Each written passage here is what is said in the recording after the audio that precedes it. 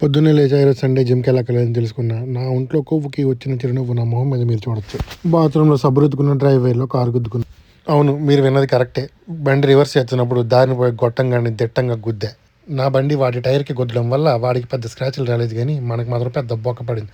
ఆడికి వచ్చిన స్క్రాచ్ చూడండి, కంటికి కూడా కనబడదు.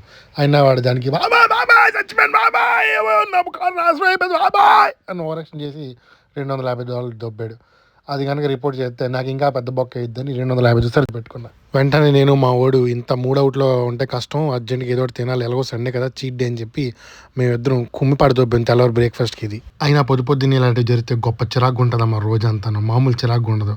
అయినా సముద్రం అంత దరిద్రం నా గొద్దులోనే ఉంటే నా జీవితం అంత ఉప్పుగా ఎందుకు ఉండదు, ఇలాగే ఉంటుంది. ఈ లోపు ఇంట్లో మావాడికి వాసన వెళ్ళిపోయి మేము ఏది తినేస్తున్నామని ఆడు ఫోన్ చేసి అన్న ఏది తింటారా నాకు కూడా తిన్నాను. సరే కదని చెప్పి మనోడికి కూడా పిజ్జా పట్టుకెళ్ళాం. తినే ముందు చేయింది రాగడ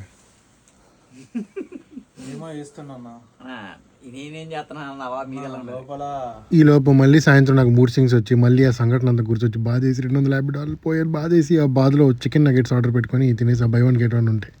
$5 అయింది, ఎక్కువ అవ్వలేదు. ఆ తర్వాత ఈరోజు టార్గెట్ పూర్తి చేసాం, ఇంటికి వెళ్ళాము, తినేసాం, పడుకుంటాం, అంతే. బాయ్ మళ్ళీ రేపు కలుద్దాం.